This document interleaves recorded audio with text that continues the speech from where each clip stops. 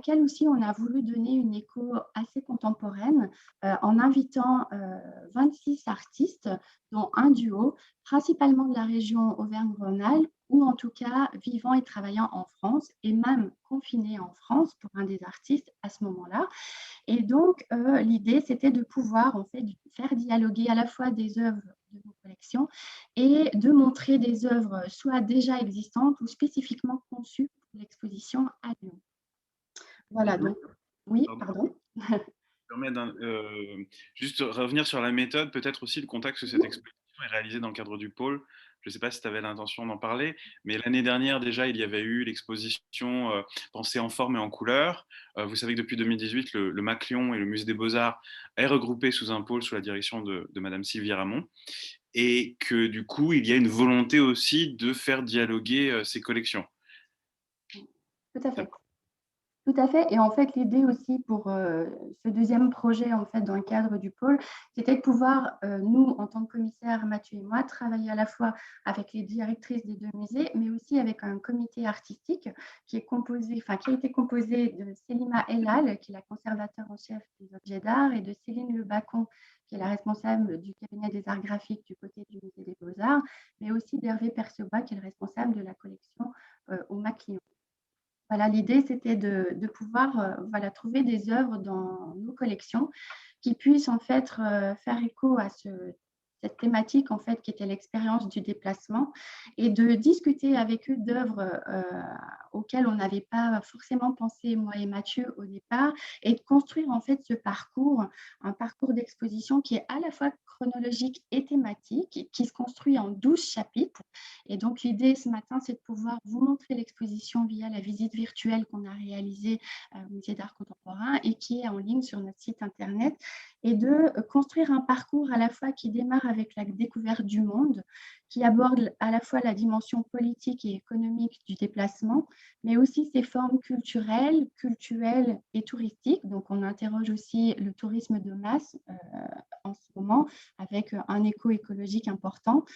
La manière aussi dont les individus se déplacent dans l'espace public, comment le corps est engagé en fait dans ces déplacements, comment il peut être aussi contraint au confinement ou à l'enfermement, et toujours avec cette idée de volonté et de contrainte en narration, et comment après les artistes se remettent en mouvement, repensent le déplacement, et comment ils arrivent à questionner notre rapport au monde et le revoir en construisant des géographies imaginaires et en utilisant aussi maintenant le numérique et la réalité virtuelle pour arriver à nous déplacer de manière différente. Voilà. Euh, Je crois que la connexion de Mathieu est un peu instable par moment, on s'en excuse. Aussi, en fait, ah mince, ça va, je coupe, mais en fait, l'idée, c'est, imaginez-vous que nous étions aussi en mars dernier, nous-mêmes Je crois que la connexion n'est pas très bien, Mathieu. enfermés chez nous. Donc, est-ce que je reprends? Tu m'entends? Là, ça y est. Là, ça va. Donc du coup, oui, imaginez, on est chez nous, on est en confinement en mars dernier, on n'a pas accès à des bibliothèques, on a quand même fait une sorte de benchmark, réfléchir à la façon de présenter la question du déplacement. Il y a eu des expos sur le voyage, il y a eu beaucoup de textes écrits sur la marche, des expos sur la marche, etc. Nous, on a vraiment eu envie d'offrir au public une exposition dont ils pourraient faire, finalement, ils auraient une grille de lecture ultra personnelle, à savoir vraiment la question de la frontière, la question des migrations, la question du confinement, qui nous ont vraiment aussi guidés dans cette analyse et le développement de notre recherche.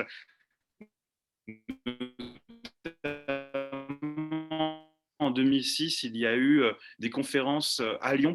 En 2006, en tout cas, pas mal de chercheurs, dont Yves Michaud, Éric Le Breton, et des théoriciens qui étaient vraiment aussi très, très vibrants sur la question de l'enfermement, etc.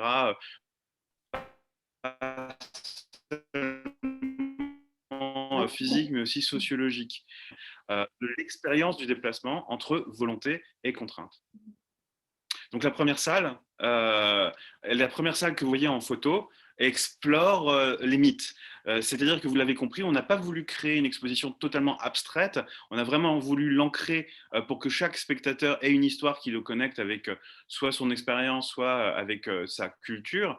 Et le désir des mythes a été, des mythes du voyage, du déplacement, etc., ont été incarnés systématiquement, vous allez voir, dans chaque salle. Chaque salle a été construite sur une sorte de trialogue entre les œuvres du Musée des Beaux-Arts, les œuvres du Musée d'art contemporain et des œuvres d'artistes, soit qui étaient déjà réalisées, qui rentraient dans la problématique, soit des créations in situ. Et en l'occurrence, sur cette photographie, vous voyez une grande composition de Carmelo Zagari, un détail de son installation qui fait normalement 41 mètres, une grande peinture de 5 mètres de hauteur, le détail de l'enfer et du paradis. Vous voyez à droite un portrait de l'artiste et de son épouse. Et nous avons choisi, il y a toute une dynamique de, vous voyez à gauche le paradis, à droite l'enfer. Et dans la dynamique de l'exposition que nous espérons que vous allez pouvoir découvrir le plus tôt possible, on pénètre d'une salle à l'autre par la dynamique de cette peinture. Et au sol, vous avez Clara Saracho de Almeida, une jeune artiste diplômée de l'école des beaux-arts de Paris, qui a réalisé cette pièce in situ, qui s'inspire d'une rose des, euh, des vents au Portugal. Elle connecte ça à toute une recherche géographique de l'Antiquité. Cette rose des vents est une indication dans l'Antiquité de la notion de déplacement et du désir d'orientation, et qui rentre du coup, Marilou, en écho, en dialogue avec les vitrines que nous avons constituées, où nous avons rassemblé divers objets, des objets qui viennent raconter pour la vitrine de droite des récits de voyages mythologiques, mais aussi la notion même du paradis avec le relief persan que vous voyez en haut, ou le Lécite, qui parle du voyage de Apollon qui sort de l'île de Délos et qui part dans l'aventure, qui va à la rencontre du monde. Et Marie-Lou, si tu veux raconter les pièces de Christine Crozat, peut-être. Oui, justement, Christine Crozat est une artiste qui vit entre Lyon et Paris. C'est une artiste qui voyage beaucoup. Du coup, dans son travail, elle est amenée en fait à utiliser, à prendre le TGV très régulièrement. Et au moment où elle prend ce TGV, en fait, c'est un moment de réflexion et de création pour elle. Et en fait, sur la première paire de chaussures à partant de la gauche, qui est d'un bleu cobalt, l'idée pour Christine, c'était d'arriver à définir la forme la plus simple dans son pied pour créer une chaussure à grande vitesse, en fait, comme le TGV. Et c'est quelqu'un qui voyage beaucoup au Japon et qui apprécie particulièrement la culture japonaise. Et sur cette paire de chaussures qui est en verre soufflé, elle ressemble étrangement en fait à la locomotive du Shinkansen qui est le TGP Nippon. À côté, on a Mélusine et aussi les gisants en chaussette, pardon. Et la toute rouge, qui est aussi une chaussure en verre soufflé, qui est d'une couleur rouge parce qu'au Japon, en fait, au moment de l'automne, les feuilles se recroquevillent un petit peu et on a l'impression de voir des chaussons. Donc, elle travaille beaucoup ses chaussons, ses patins. Elle s'inspire beaucoup aussi d'œuvres comme La mort de Sardanapale de Lacroix et Les époux Arnolfini de Van Eyck, par exemple. Je peux vous montrer dans la vitrine pardon, à côté. Je suis désolée pour le mouvement. Voilà, ici. Celles qui sont en cire d'abeille, en fait les deux patins qui font référence en fait aux patins à l'avant-plan du tableau des époux Arnolfini de Van Eyck, et à la fois celles qui sont tout à gauche, dont une est en cristal et l'autre en cire d'abeille aussi, qui font référence en fait à la chaussure d'un homme au premier plan de La mort de Sardanapale de Delacroix. Alors, on est passé un petit peu vite sur mais on va pas pouvoir développer tous les objets. Il y a plusieurs dessins qui font référence à Adam et Ève, la sortie du paradis original. On a aussi proposé notre réflexion sur l'idée le déplacement, c'est nécessairement quitter quelque part et aller ailleurs. En l'occurrence, pas mal de mythes parlent effectivement d'un jardin clos, que ce soit le relief qu'on a vu très vite, mais que vous connaissez ces objets, bien sûr. Le relief persan, dont le mot Pardesh, jardin, a donné le mot paradis. Vous avez aussi ici, dans cette vitrine, un astrolabe, des objets d'orientation, les très belles, comment dire, les boussoles, les cadrans horaires, cadrans solaires.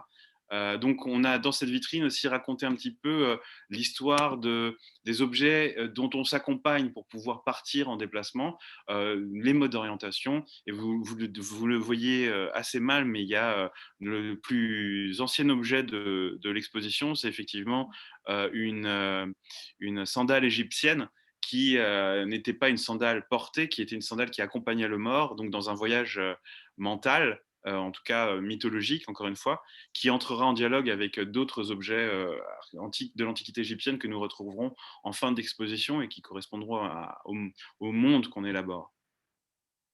Alors, cette pièce, c'est vraiment ce qui est à la base de ces récits. Et on va passer dans la deuxième pièce qui a une fonction peut-être un petit peu plus politique.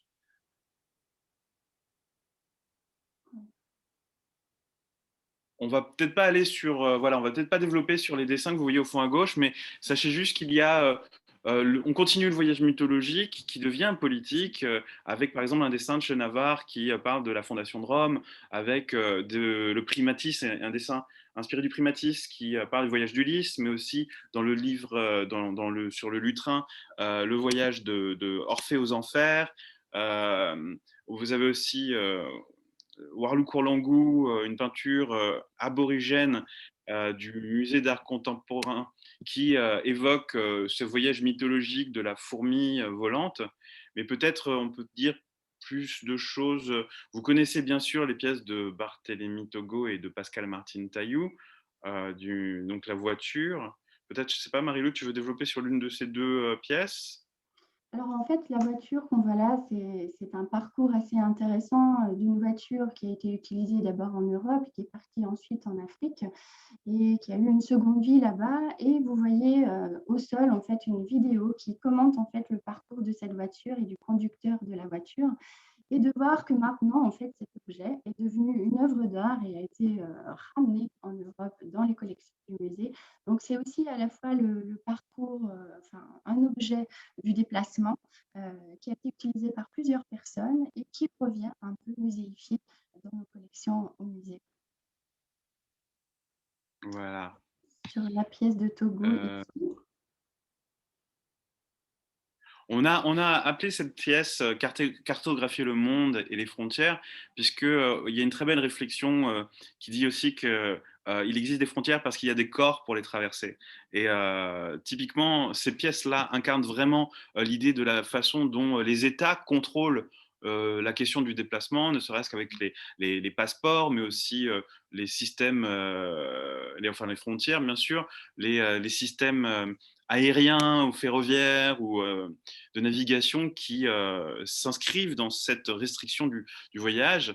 Et là, vous avez dans cet artiste qui fait la narration de l'expérience personnelle de la traversée de ces frontières, forcément aussi de la façon dont d'un pays à l'autre on le regarde ici en l'occurrence en tant qu'homme noir, et l'impact que cette administration a sur la restriction de ces déplacements.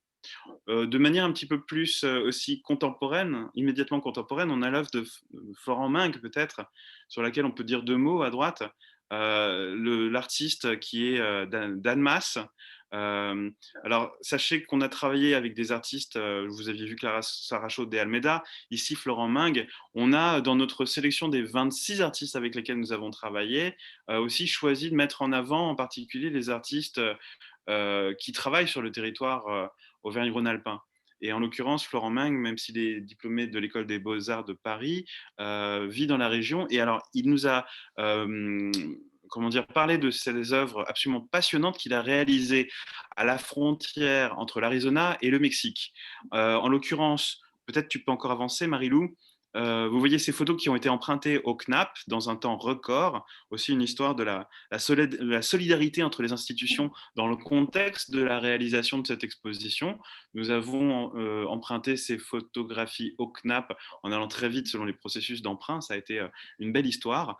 Et ces photos sont des photos réalisées à la frontière entre l'Arizona et le Mexique. Florent Mingue a accompagné des ONG qui prennent soin des migrants et il en a documenté certaines traces. Et vous avez aussi peut-être, est-ce qu'on peut zoomer sur les sabots et les vêtements à côté, Oui. Marie-Lou?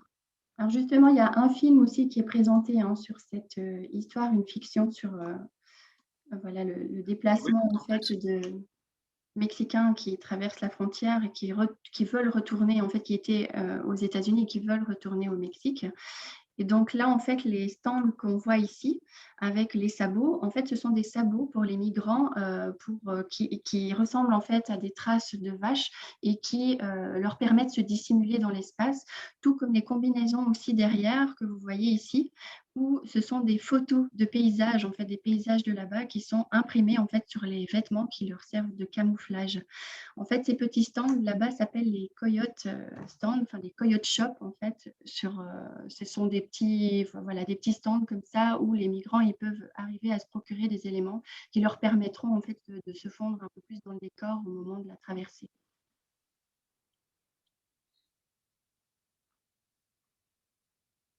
Voilà. Donc le caractère un peu politique du déplacement, on l'a vraiment assumé dans l'exposition et elle se poursuit dans la salle suivante Mhm. que nous avons appelée Alors, je vais prendre des photos de ce côté-là.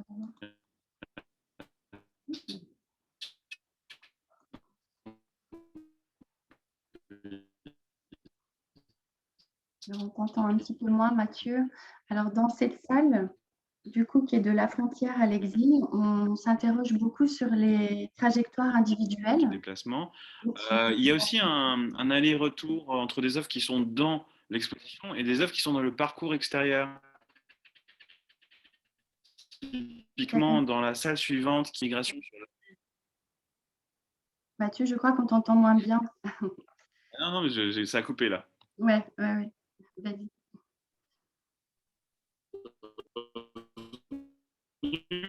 Ou pas? C'est encore un Je suis peu là ou haché. pas? Oui, là, ça y est. Ouais, c'est un peu haché parfois.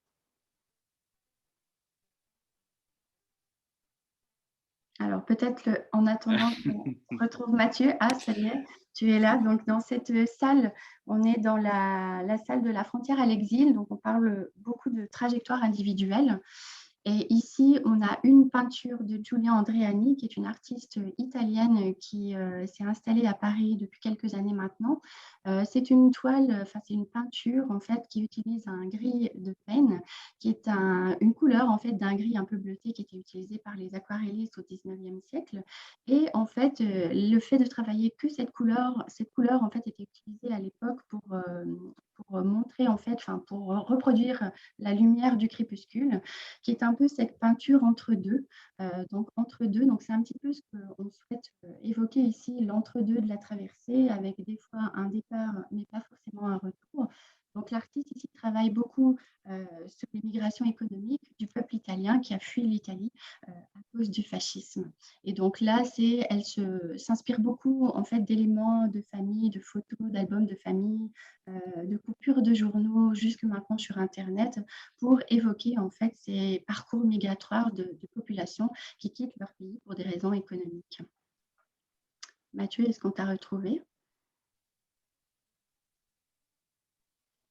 Alors, c'est une œuvre, pour ceux qui vont pouvoir venir voir l'exposition à la réouverture, l'œuvre de Giulia Andreani a dû être décrochée de notre exposition et est remplacée maintenant par 6 aquarelles, toujours sur la même thématique de l'artiste. Donc, vous pourrez découvrir les 6 aquarelles lors de votre passage au musée.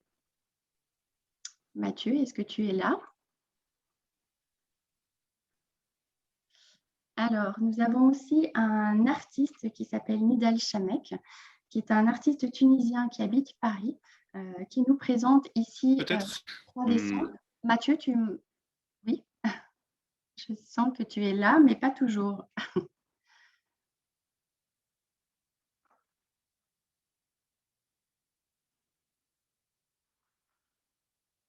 Donc, du coup, je parlais des 3 dessins dans cette salle. Il y a 2 dessins de Nidal Chamet qui s'appellent Le battement des ailes, qui à la fois retrace aussi le parcours de migrants. Vous voyez des images en fait de parcours de migrants, de visas, de cartes, qui personnifient en fait beaucoup le travail. Il y avait 7 petits dessins aussi dans la salle précédente. Son travail se situe beaucoup entre ce qui est vécu et ce qui est historique, entre l'actualité de ces migrants, mais aussi des archives qui les concernent.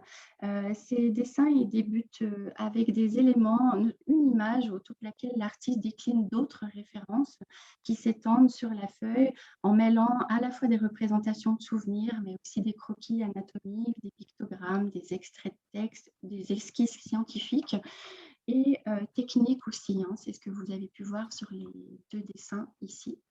Voilà, je vous remets à l'écran. Marilou, je suis de retour si jamais. D'accord, ben vas-y, je venais te parler un peu des dessins de Nidal Chamet dans la salle. Nidal Chamet, je vois bientôt. Je suis désolé de ces.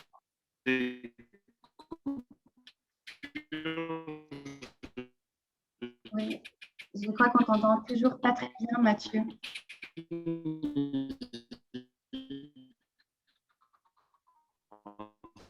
Mathieu, on t'entend pas du tout.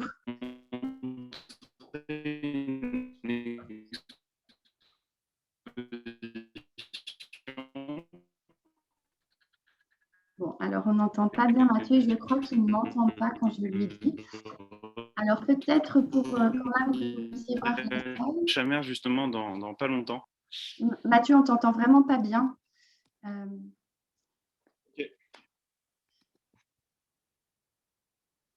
Voilà, donc en fait, dans cette même salle, vous pouvez voir aussi le Mercure en fait, du Musée des Beaux-Arts, ici, qu'on a souhaité placer dans cette salle spécifiquement parce que Mercure est un peu le messager des dieux, celui de Jupiter en particulier, et cette fonction l'amène à naviguer du ciel à la terre et jusqu'aux enfers, faisant lien en fait entre tous ces territoires.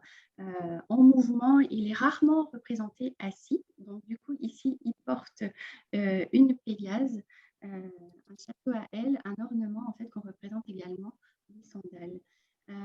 Au sein de l'Olympe, en fait, Mercure est en charge des affaires de la paix et de la guerre, donc tout comme des querelles et des amours des dieux. C'est un dieu des routes, des voyageurs, des marchands et des filous, mais ça nous paraissait important ici de représenter en fait le dieu qui guide un peu les voyageurs sur le chemin, notamment dans des trajectoires ici qui sont particulièrement causées par des migrations à la fois politiques et économiques. Mathieu, est-ce que tu es là? Alors, du coup, ici également un tableau qui appartient au CNAP, comme l'œuvre de Florent Meng que vous avez vu dans la salle précédente. C'est un tableau de Charles-Louis Muller qui est la proscription des jeunes Irlandaises catholiques en 1655, pardon, je vais y arriver. C'est une œuvre qui date de 1859. Donc en fait, ici, c'est pareil, c'est le départ en fait de jeunes femmes catholiques irlandaises qui est envoyée en fait de l'autre côté de l'Atlantique. Donc ça nous paraissait important aussi de pouvoir vous montrer des tableaux historiques de ce type du Musée des Beaux-Arts. Alors, on continue toujours dans cette même salle. On présente une vidéo. Alors là, par contre, je ne suis pas sûre qu'on va pouvoir la voir correctement, mais d'un artiste qui s'appelle Smail Kanouté. Smail Kanouté est un artiste qui vit à Paris. Cette vidéo s'appelle Never 21 avec l'idée de n'atteindre pour certains jeunes de quartier à New York jamais la majorité de 21 ans. Ici, il s'agit en fait d'une manière dont les individus sont contraints dans des quartiers, en fait, notamment par leurs origines, par exemple, et qui sont victimes d'armes à feu aux États-Unis, hein, ce qui est un débat assez actuel encore aujourd'hui, et qui sont du coup arrachés à la vie par des tirs avant d'atteindre la majorité. Ça fait écho aussi au mouvement Black Lives Matter, dont vous avez entendu parler ces derniers mois, et ces manifestations ont démarré devant un magasin qui s'appelle Forever 21 aux États-Unis, qui est une chaîne un peu comme H&M qu'on connaît bien ici en Europe. Et donc l'artiste, en fait, qui est à la base aussi danseur et graphiste, j'interroge un peu aussi cette question de la danse dans la vidéo en ayant sur le corps des inscriptions assez fortes représentant ici le sujet.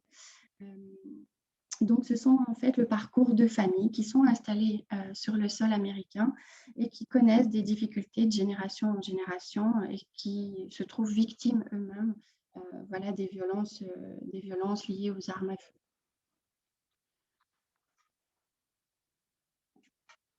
Alors, je vais essayer de voir si Mathieu, tu es là. Toujours pas. Alors, on va aller du côté ici de cette salle qui est assez particulière puisque on aborde à la fois le pèlerinage et ce sont des œuvres en fait là pour le coup du musée des Beaux-Arts, donc toutes issues du musée des Beaux-Arts de ce côté-ci. À la fois, vous voyez des toiles de William Weld, le départ d'Israélites pour la Terre Sainte. Vous avez aussi un Claude Bonnefond tout au fond qui représente une pèlerine soutenue par un religieux. Et vous avez aussi Prosper Méria, le départ du tapis sacré pour la Mecque. En fait, l'idée de cette salle, le pèlerinage, est quand même une notion dans le déplacement qui est importante. Au départ, en fait, c'était une thématique qu'on n'avait pas évoquée avec Mathieu et qui est venu de nos échanges justement avec le comité artistique et notamment avec Salima Elal, qui nous a proposé en fait plusieurs œuvres et objets d'art dans les collections du musée des Beaux-Arts qui représentaient bien aussi un aspect important de l'expérience du déplacement qui est celui en fait du pèlerinage. Donc on voit aussi ici des... Alors je vais essayer de zoomer pour que vous puissiez voir les objets. On a à la fois une croix reliquaire, des ampoules de Saint-Ménas, mais on a aussi des petites enseignes de pèlerinage. Je ne suis pas sûre que je vais pouvoir zoomer beaucoup, donc bon, les points de vue ne sont pas très intéressants. Alors, attendez, hop. Voilà, pour que vous puissiez voir les objets, mais en fait, l'idéal serait quand même que vous puissiez venir les voir au musée. Donc, et en parallèle de ce point de vue du pèlerinage, qui est aussi un état assez important pour les gens qui font ces pèlerinages, qui partent d'un point A à un point B, avec toute une réflexion ici et un labeur au moment de la traversée sur ce chemin. Donc, à la fois avoir quelque chose de plus difficile et dans des conditions extrêmes parfois. Et nous, on a, avec Mathieu, souhaité créer ce décalage en fait avec la pièce du musée d'art contemporain qui est l'œuvre de Guillaume Bale, qui est une agence de voyage et qui a été en quelque sorte le point de départ de notre projet d'exposition. C'était une œuvre qu'on souhaitait montrer dans le cadre de cette exposition et qui nous a guidés en fait sur le propos de l'exposition. Donc cette œuvre date de 1979. Elle a été remontrée à quelques occasions et l'idée de Guillaume Bell, c'est à la fois de créer ce décalage dans une exposition et là, subitement, on arrive devant une agence de voyage qui est un peu classique dans les formes qu'on connaît et qui réinterroge en se demandant est-ce que ce type d'agence de voyage sera toujours utilisé de la même façon? Est-ce que ça sera présenté comme ça ou est-ce que quelque part l'agence de voyage ne va pas un peu disparaître? On sait maintenant qu'avec le numérique, on peut beaucoup organiser nous-mêmes nos propres voyages via Internet. Et donc, c'est cette transformation en fait de principe d'agence de voyage qui est remis en question ici par Guillaume Mail, qui travaille sur des sortes de ready-made, mais ce n'est pas anodin chez lui de voir des œuvres qui créent un décalage avec ce qu'on visite dans l'exposition et de voir par exemple un magasin ou un salon de coiffure qui déstabilise un peu les gens. Donc, à la fois, c'est de se laisser surprendre, enfin laisser surprendre le public par ce trompe-l'œil et d'entamer en fait ce discours sur le tourisme de masse qui est aujourd'hui présent depuis plusieurs années. On sait que maintenant, les voyages à l'époque, au XIXe siècle par exemple, avaient plutôt des visées éducatives et maintenant, le tourisme de masse, on peut beaucoup plus facilement se déplacer, prendre l'avion et faire en quelques heures un déplacement à travers le monde. Donc, je vais aller sur la salle. Marie-Lou, tu es là si jamais. Ouais, et ben vas-y Mathieu, c'est juste que comme je ne sais pas à quel moment tu es Non, je suis n'hésite désolé. pas à me couper. Je disparais. Pas besoin de remettre ma vidéo. Hein, mais, D'accord. Alors là, voilà, on arrive au tourisme si tu veux dire quelques mots. Si ça marche, oui, c'est que le tourisme, avant de passer au tourisme, chaque pièce a parfois 2 problématiques. En l'occurrence, ici, dans les 2 œuvres que vous voyez, hem, il y a enfin, on va peut-être pas aller trop loin dans les détails, mais on a voulu évoquer le voyage d'artiste dans un premier temps. Vous voyez des photos, par exemple, de Ariel Bonzon, qui est représentée par la galerie Le Réverbère, qui typiquement ne témoigne pas de ce qu'elle voit, mais de ce qu'elle vit sur place. C'est pourquoi nous avons des photos qui sont vraiment prises dans la rapidité. Et, et voilà, une peinture aussi très clé du musée des Beaux-Arts. Mais peut-être on va regarder de l'autre côté, Marie-Lou, puisque sur la gauche, voilà, il y a quand même Eugène Boudin qui appartient au musée des Beaux-Arts de Lyon et qui était en prêt au musée de Valence. L'idée, c'était de dresser aussi un mur qui racontait la démocratisation progressive du voyage. On avait en tête, bien sûr, le Front populaire en 1936.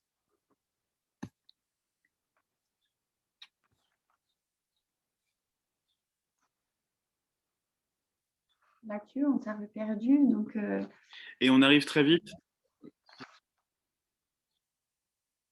Tu m'entends là ou pas? oui, oui, oui.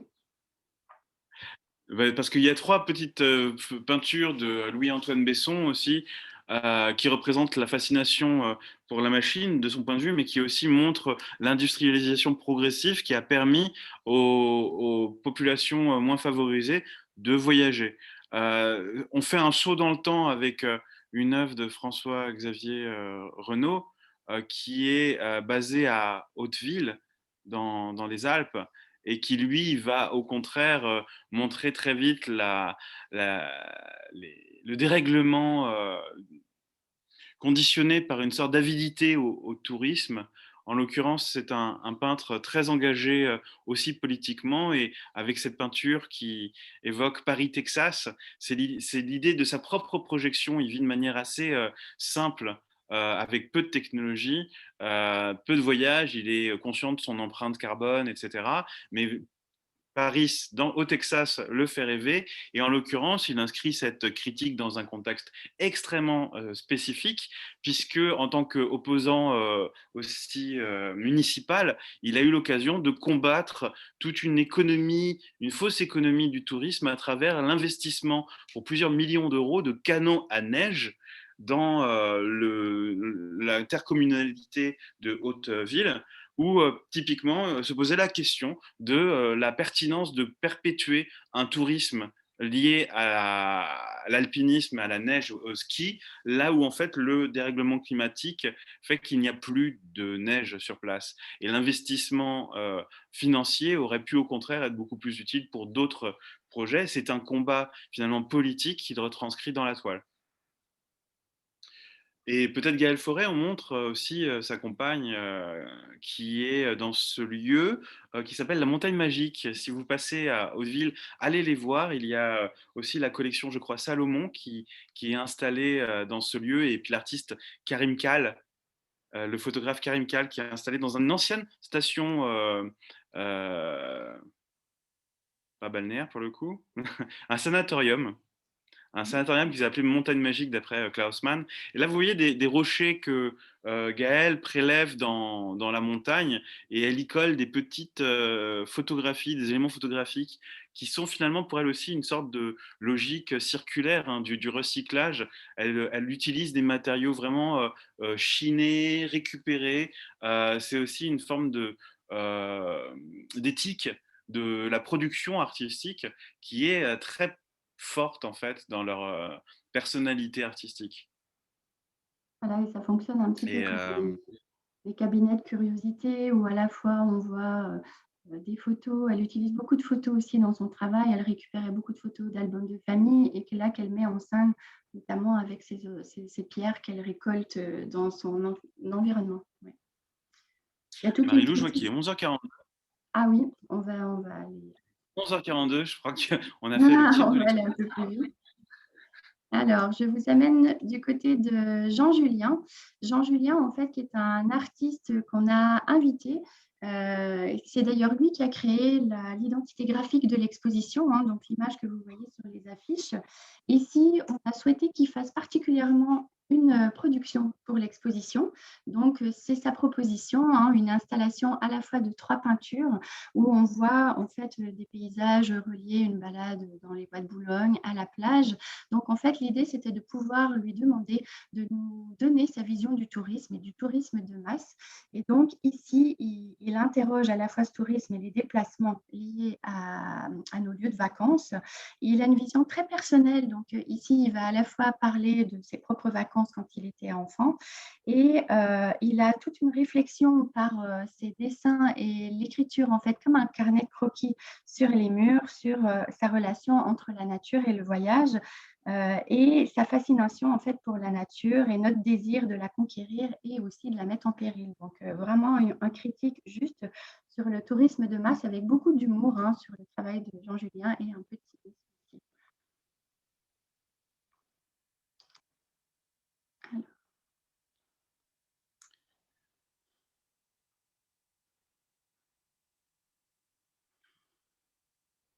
Alors dans cette mise Sa à suivante, tu m'entends, Marilou? oui, c'est bon. Juste, Oula, c'est rehaché, Mathieu.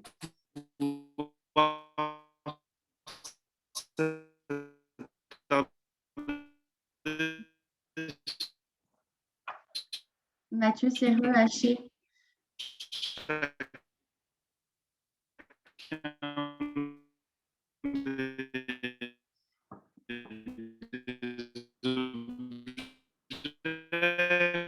Mathieu, on t'entend pas très bien.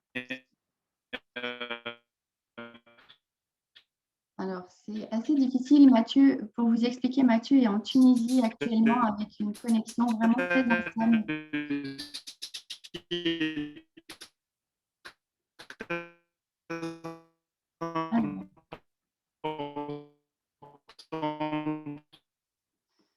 Alors, c'est assez compliqué. Donc, je vais reprendre peut-être le relais le temps que Mathieu puisse se reconnecter. Donc, dans cette salle qu'on a appelée les codes de l'espace collectif, c'est maintenant de voir, en fait, depuis le début du XXe siècle, comment les développements technologiques et l'évolution de nos modes de vie ont conduit en fait à une urbanisation massive et à la fois comment on réfléchit, comment les villes réseaux réfléchissent en fait en déplacement dans la ville, donc comment les individus se déplacent dans l'espace collectif.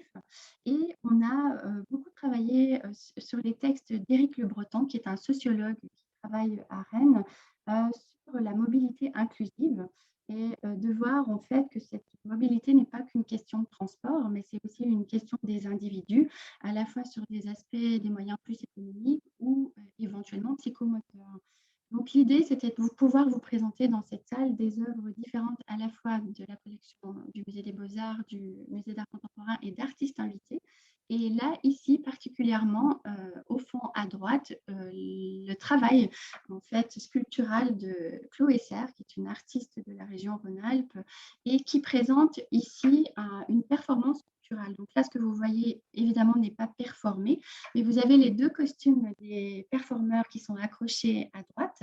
Et donc, l'idée de cette performance qui dure une vingtaine de minutes, c'est de pouvoir en fait créer ce plateau que vous voyez qui est une forme de damier au sol, un peu comme un plateau de jeu, devient une scène qui parle des espaces et des enjeux de nos déplacements en fonction de 3 partitions et notamment liées aux technologies numériques, donc à la fois avec le téléphone, l'échange de SMS entre les gens et éventuellement aussi d'applications qui nous servent aussi dans nos relations avec les individus, notamment Tinder par exemple, qui est une application de rencontre.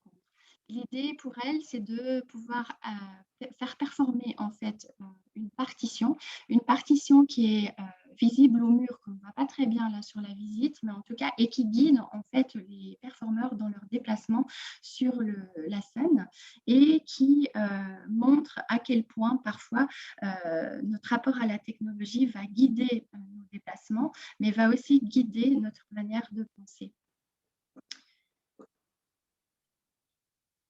Une œuvre de Marina Abramović et Oulay, euh, de nos collections, en fait, qui est une œuvre qui a été présentée lors de la Biennale de Paris, qui est une œuvre de 77 et qui montait en fait un processus de déplacement et un lieu de vie hein, où les artistes étaient à l'intérieur. Et cette performance a donné lieu à 16 heures de performance où les artistes ont fait une boucle en fait de 365 tours sur un lieu fixe. Donc, ça initie un peu notre idée sur le déplacement contraint et l'enfermement. Je vais vous amener justement dans cette salle où là, on bascule dans cette idée de confinement, d'enfermement qui soit volontaire ou contraint. Voilà, pour que vous puissiez voir à la fois des œuvres de Fleury Richard du Musée des Beaux-Arts qui sont ici sur la gauche, voilà, qui montrent la visite du TASS en prison, une entrée de couvent, mais aussi tout à droite, à gauche, pardon, excusez-moi, les grandes photos de Fabienne Ballandras, qui sont en fait des représentations en maquette photographiées par l'artiste de témoignages en fait de prisonniers voilà, incarcérés et qui donnent par écrit leur environnement, enfin décrivent à l'artiste l'environnement qui, elle, à partir de leurs écrits, a reconstitué des maquettes qu'elle a photographiées ici. Tu m'entends, Marilou? Oui, c'est bon, vas-y.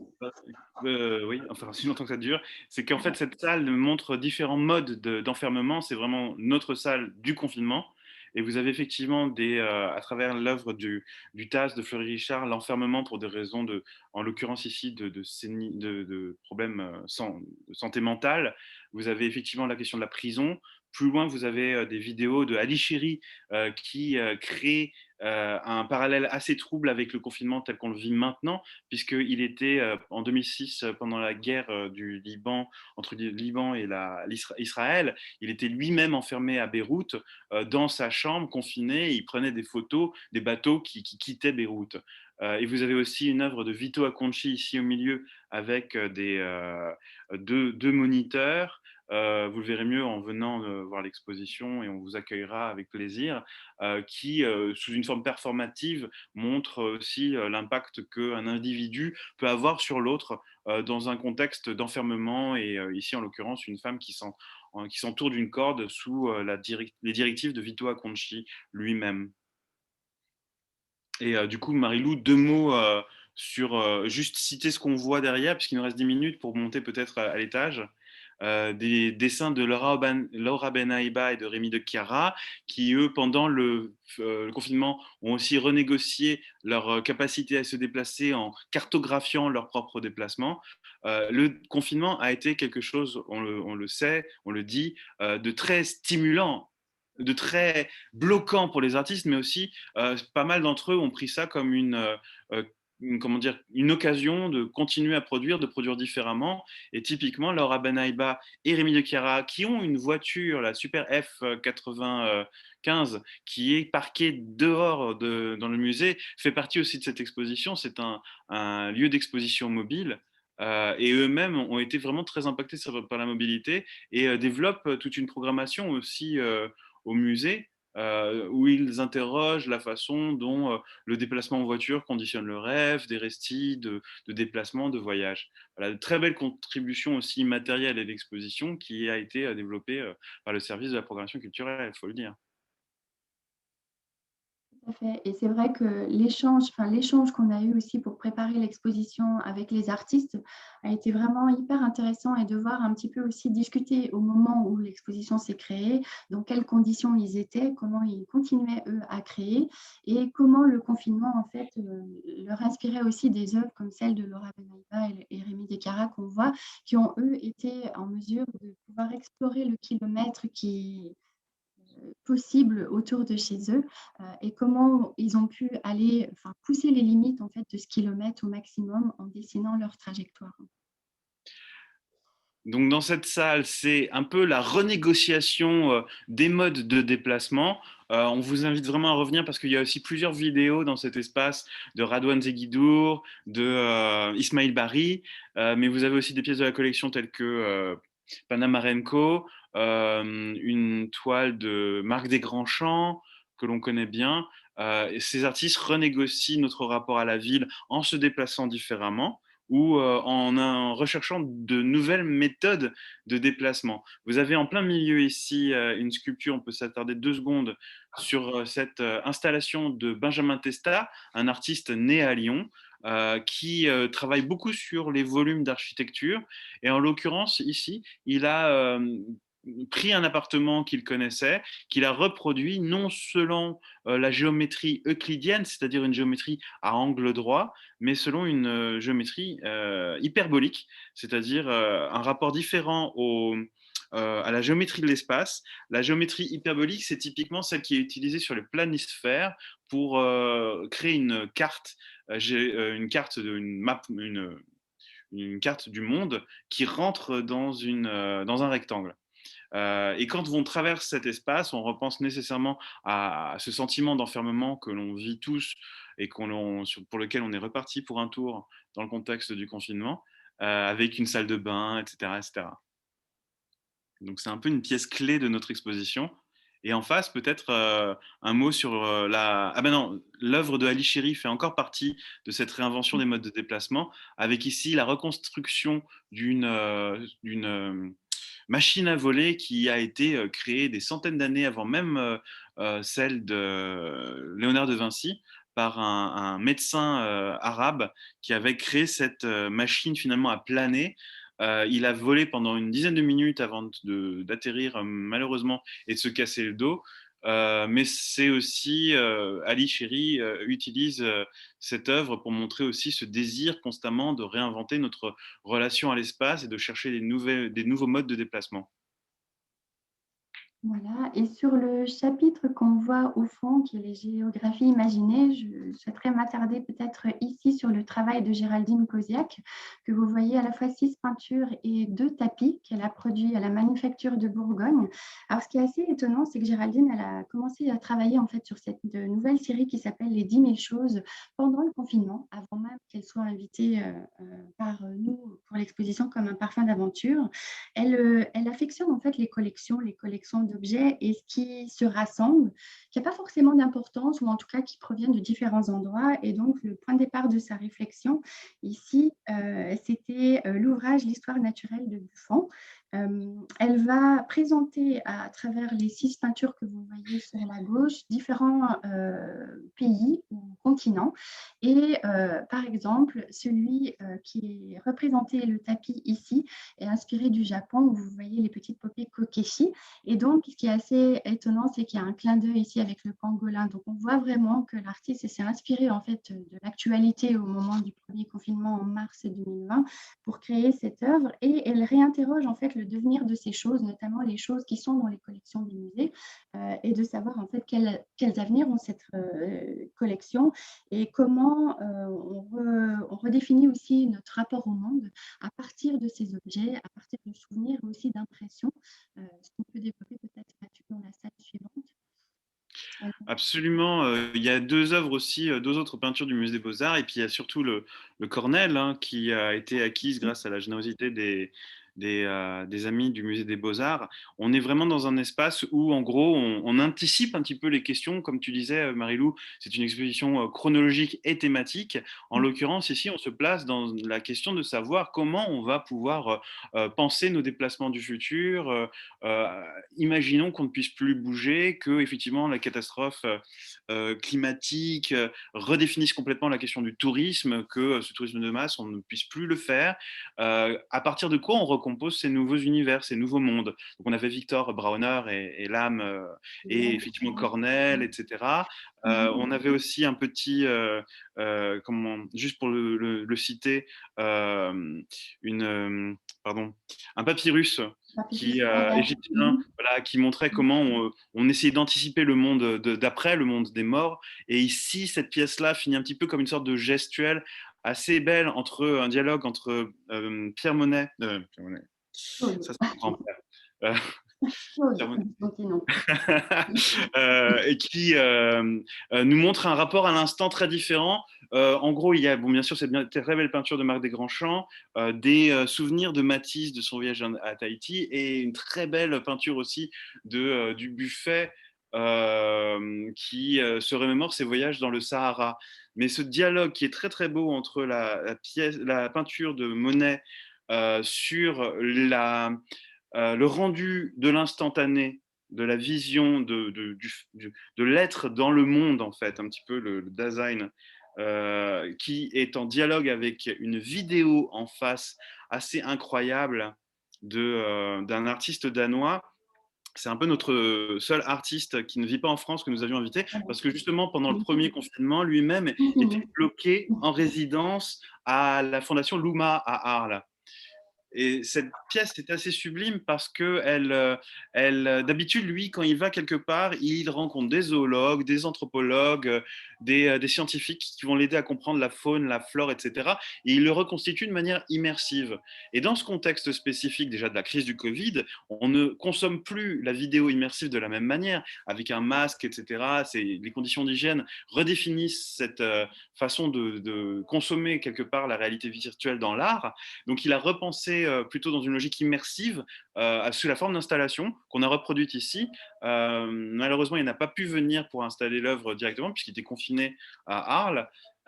Mais cette vidéo que vous pouvez voir en ligne parce qu'elle a pas mal été montrée, je fais le choix de s'intéresser à des îles polynésiennes françaises qui sont potentiellement des îles qui vont elles-mêmes disparaître à cause du réchauffement climatique.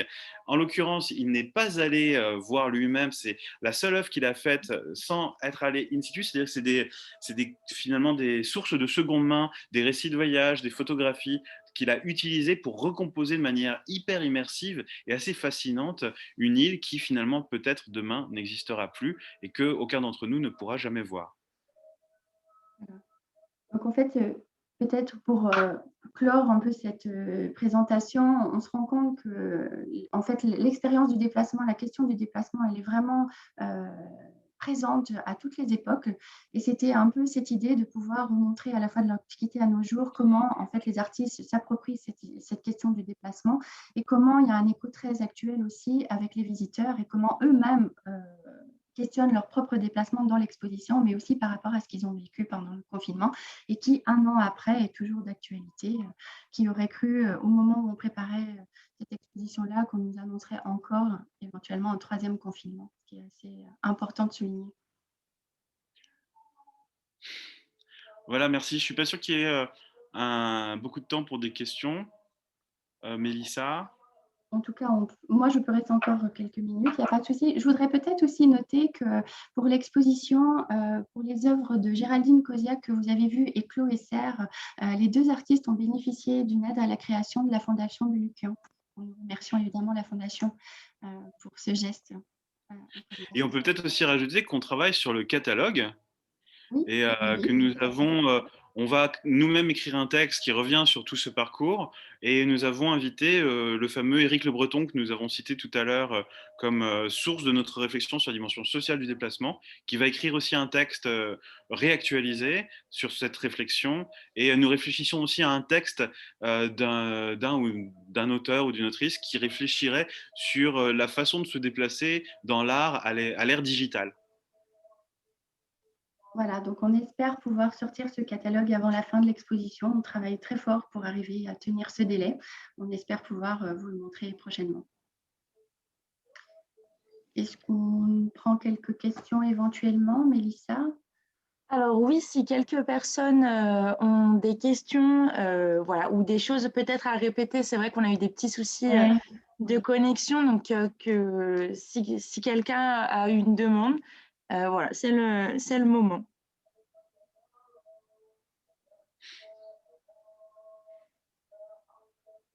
Ah, bon, apparemment, ça a été plutôt compris. Ouais, je voulais juste faire une petite précision. Tout à l'heure, on parlait du Cornell. C'est bien le Cercle Poussin qui nous a permis d'acquérir cette œuvre. Donc voilà, une petite rectification pour nos mécènes. Et si on n'a pas de questions, je vous remercie Mathieu et Marie-Lou pour votre intervention. Voilà. Merci à tout le monde de Merci nous à avoir tout le écoutés. monde d'avoir été là. Merci à vous. Au revoir. Au revoir. Au revoir.